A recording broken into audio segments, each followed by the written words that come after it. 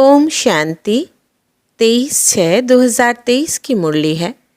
मुख्य रूप से बाबा ने कहा, सब कहते हैं हम महाराजा महारानी बनेंगे, हम राजयोग सीखने आए हैं, परंतु राजा रानी बनने के लिए तो बहुत हिम्मत चाहिए, पूरा बल होना चाहिए।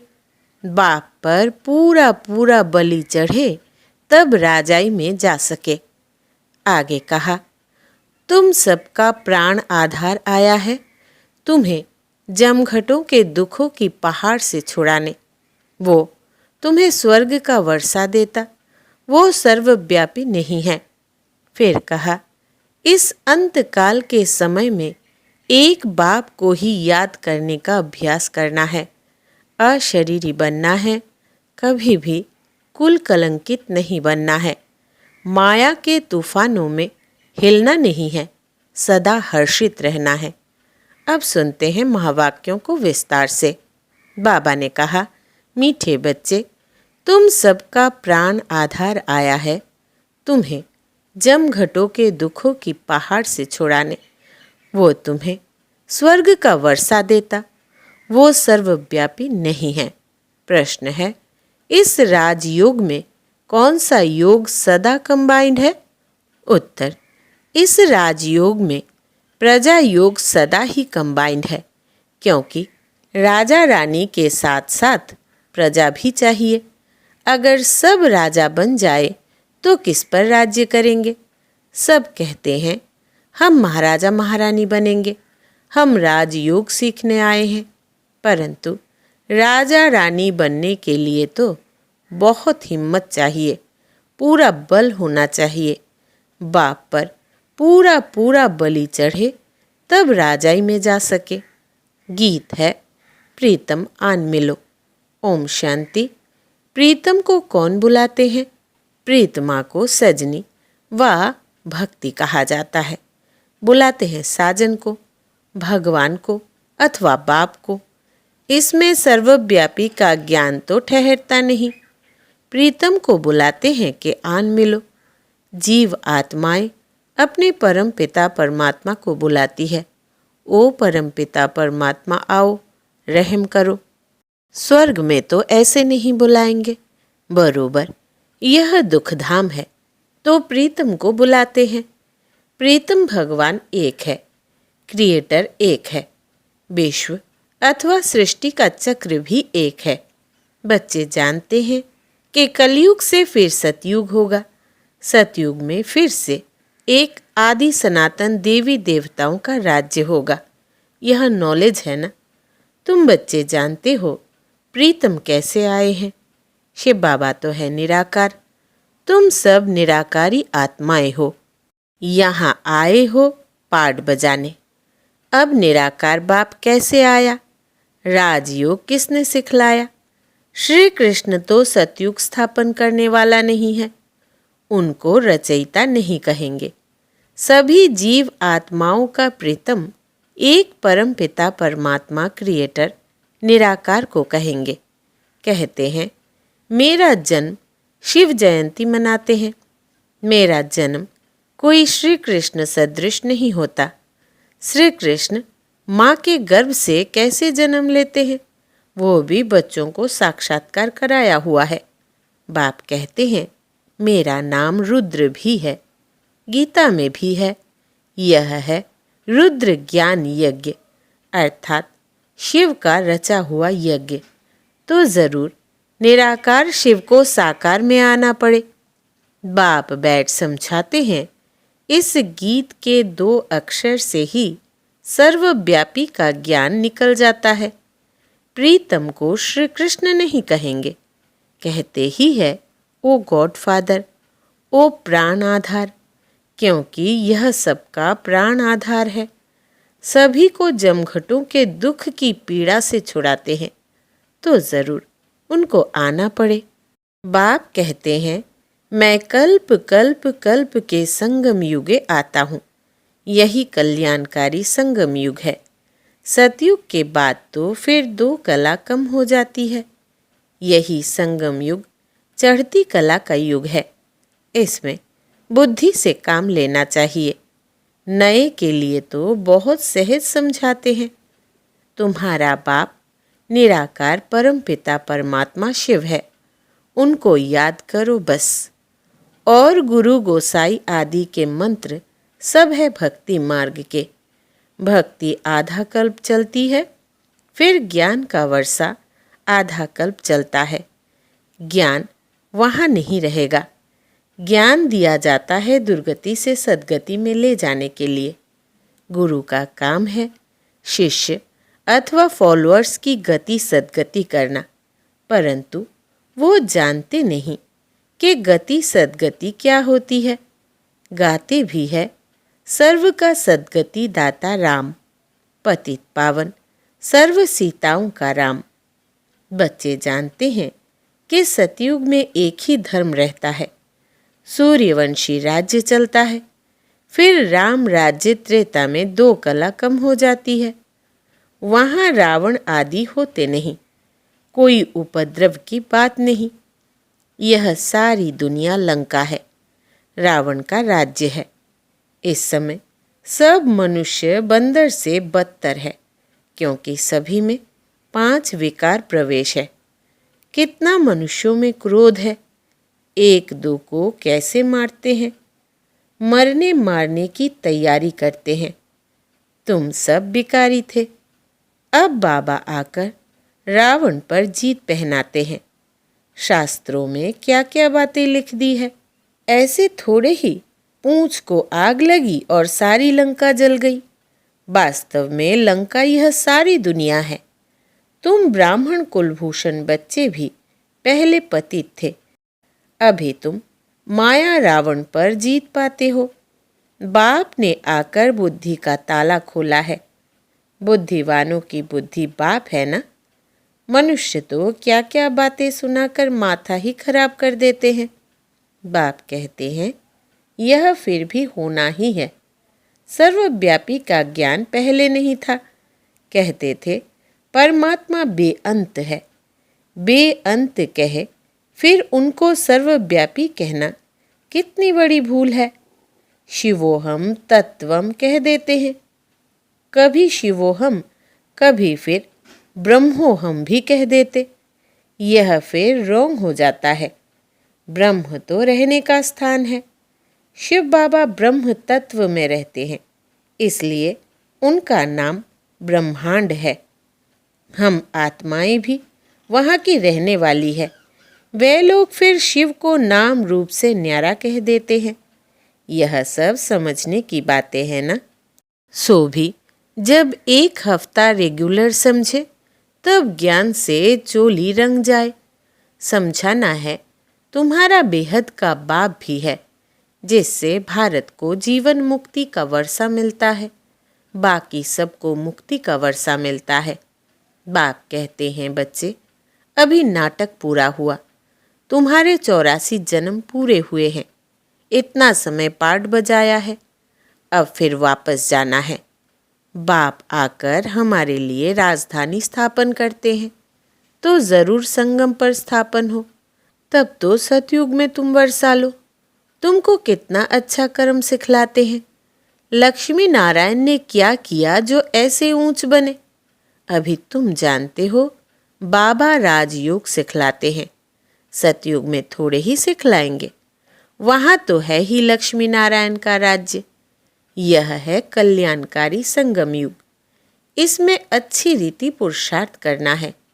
बाप कहते हैं यह देह का भान छोड़ अपने को आत्मा निश्चय कर मुझ बाप को याद करो। तुम धक्के खाकर थक गए हो।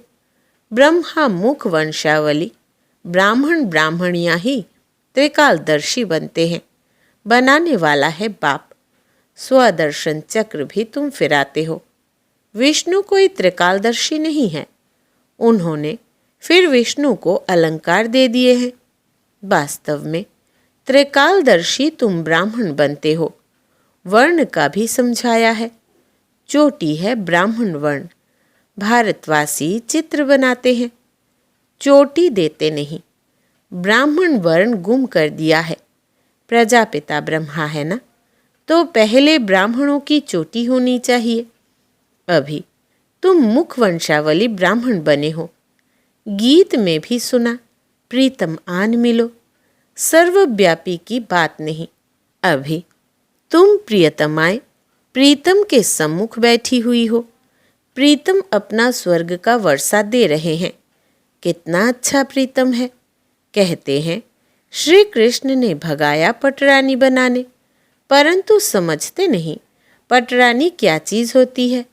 अभी तुम जानते हो और स्वर्ग का महाराजा महारानी बनने लिए पुरुषार्थ करते हो। यह राजयोग है। इसमें प्रजा योग कंबाइंड है। सिर्फ राजा रानी थोड़े ही बनेंगे। सब कहते हैं महाराजा महारानी बनेंगे। हम आए हैं राजयोग सीखने, परंतु सब थोड़े ही महाराजा महारानी बनेंगे। हिम्मत चाहिए, पूरा बल होना चाहिए। भक्ति मार्ग में जब नौंधा भक्ति करते हैं तब साक्षात्कार होता है। शिव पर बलि चढ़ते हैं। वास्तव में बलि चढ़ना भी यहाँ की बात है। यह भी समझाया है। गीता, भागवत, रामायण, वेद आदि सतयुग त्रेता में होते नहीं। ऐसे नहीं, परंपरा से यह कोई चले आते हैं। यह तो द्वापर से चले हैं, फिर द्वापर में ही बनेंगे। मुसलमानों ने आकर राज्य लिया, मोहम्मद गजनबी ने लूटा। यह सब बातें तुम जान गए हो। हमने ही पूज्य से पुजारी बन अपना मंदिर बनाया, तो कितनी हमको मिल्कियत होगी। 5000 वर्ष की बात है, सो भी शुरुआत में। फिर भक्ति मार्ग में भी तुमको कितना धन रहता है। जिसने हीरो जवाहरों का मंदिर बनाया, उनका अपना महल क्या होगा। नाम कितना ऊंच है। लक्ष्मी नारायण कितने श्रृंगारे हुए देखते हो। अभी तो बेचारों के पास पैसा नहीं है। आगे तो लक्ष्मी नारायण के लिए हीरो का सब कुछ बनाते थे, बाद में सब लूट पूट ले गए। वहाँ तो सोने की ईंटें होती है, तुम उनसे महल बनाते हो। अक्ल भी अच्छा रहता है। अभी तो बेअक्ल है, तब तो कंगाल हुए हैं ना।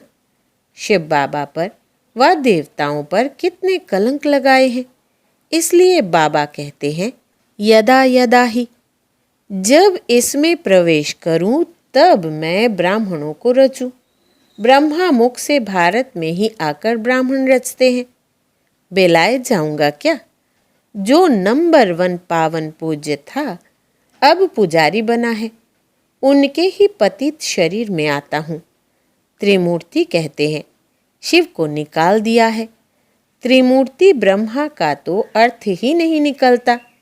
बाबा कहते हैं कल्प कल्प संगम पर इस तन में आकर तुम ब्राह्मणों को रचता हूँ। तुम ब्राह्मण ब्राह्मणियों का यह सर्वोत्तम युग है। अभी तुम ईश्वरीय गोद में हो। ईश्वर बाबा से बेहद का वर्षा लेते हो। जानते हो, उनको ही याद करते करते हम उनके पास पहुंच जाएंगे। कहते हैं ना, अंतकाल जो स्त्री सुमिरे, जैसा सुमिरन वैसा जन्म मिलता है। यह है अंतकाल का समय। तुमको बाप बैठ समझाते हैं। इस समय मुझ बाप को ही याद करना है। देही अभिमानी भव, अशरीरी भव। अपने को आत्मा निश्चय कर मुझ परम पिता परमात्मा को याद करो। एक जगह निष्ठा में नहीं बैठना है। बच्चे तो चलते फिरते उठते बैठते बाप को याद करते हैं ना। बेहद का बाप कहते हैं और सभी से बुद्धि निकाल मामेकम याद करो। इसी में मेहनत है। 84 जन्म लिए, अब यह अंतिम जन्म है। तुम बाप के बने हो तो उसने ही कितने मीठे नाम दिए हैं। बाबा ने संदेशी द्वारा नाम भेजे। वहाँ बहुत अच्छे अच्छे नाम होते हैं। फिर भी वही नाम पढ़ेंगे जो कल्प पहले पढ़े होंगे। सर्वव्यापी का अर्थ भी समझाना चाहिए ना। सब भक्त भगवान है तो फिर उनको मिलेगा क्या। कुछ भी नहीं। अभी तुम ईश्वरीय गोद में हो। ईश्वरीय गोद से तुम ब्राह्मण बनते हो। शूद्र वर्ण खत्म हुआ। यह वर्ण है ही तुम भारतवासियों के लिए। तुम जानते हो, हम शूद्र वर्ण से ट्रांसफर हो ब्राह्मण धर्म में आए हैं।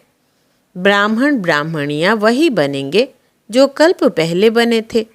झाड़ वृद्धि को पाता जाता है। कितनी अच्छी अच्छी बातें बच्चों को सुनाते हैं, परंतु माया का तूफान लगने से अच्छे अच्छे बच्चे भी गिर पड़ते हैं। युद्ध तो है ना। तुम सर्वशक्तिवान के बच्चे हो तो माया भी कम नहीं है। आधा कल्प रावण का राज्य है। इस समय माया भी जोर से पछाड़ेगी। इसको तूफान कहा जाता है। हनुमान का मिसाल है ना। तुमको माया के कितने भी तूफान आए, परंतु हिलना नहीं है, सदैव हर्षित रहना है। जितना रुस्तम बनेंगे उतना माया जोर से वार करेगी, देखेगी लायक है व नहीं। कहते हैं बाबा, हमने तो काला मुंह कर लिया। काला मुंह हुआ बस, बुद्धि को ताला लग जाएगा, धारणा होगी नहीं, क्योंकि बाबा को कलंक लगाया ना। लौकिक बाप भी कहते हैं ना, तुम कुल कलंकित हो। बाबा समझाते हैं, तुम कभी भी कुल कलंकित नहीं बनना। बाप परम धाम से आए हैं तुमको पढ़ाने। भगवान उवाच, मैं राजाओं का राजा बनाने आया हूँ। राजाई जरूर स्थापन होगी। इस समय तुम जितने ब्राह्मण बने हो उतने ही बने थे और बनते रहेंगे। बच्चों को याद रखना है कि उस पारलौकिक बाबा का कोई बाप नहीं है। वो है ही सुप्रीम नॉलेजफुल, मनुष्य सृष्टि का बीज रूप, चैतन्य, पतित पावन, रहमदिल, नॉलेजफुल, ब्लिसफुल। उन पर कोई ब्लीस करने वाला नहीं है। वो खुद ही बाप टीचर सद्गुरु है। बेहद बाप के घर में तुम सम्मुख बैठे हो। यह है ईश्वरीय कुटुंब। वृद्धि को पाते जाएंगे। 84 का चक्र भी बुद्धि में याद है। हम सो देवता इतने जन्म, हम सो क्षत्रिय इतने जन्म, फिर हम सो देवता बनेंगे। माया दुखधाम बनाती है, बाप आकर सुखधाम बनाते हैं। कितना सहज है। खूब पुरुषार्थ करना चाहिए। अब का पुरुषार्थ कल्प कल्प के लिए तुम्हारा पुरुषार्थ बन जाएगा। कहेंगे, कल्प कल्पांतर हम ऐसा पुरुषार्थ करते आए हैं। मम्मा बाबा भी पुरुषार्थ करते हैं। यही फिर पूज्य सो देवी देवता लक्ष्मी नारायण बनेंगे। श्रीमत पर हम श्रेष्ठ ते श्रेष्ठ बनते हैं। अच्छा, मीठे मीठे से लधे बच्चों प्रति माता पिता बाप दादा का याद प्यार और गुड मॉर्निंग।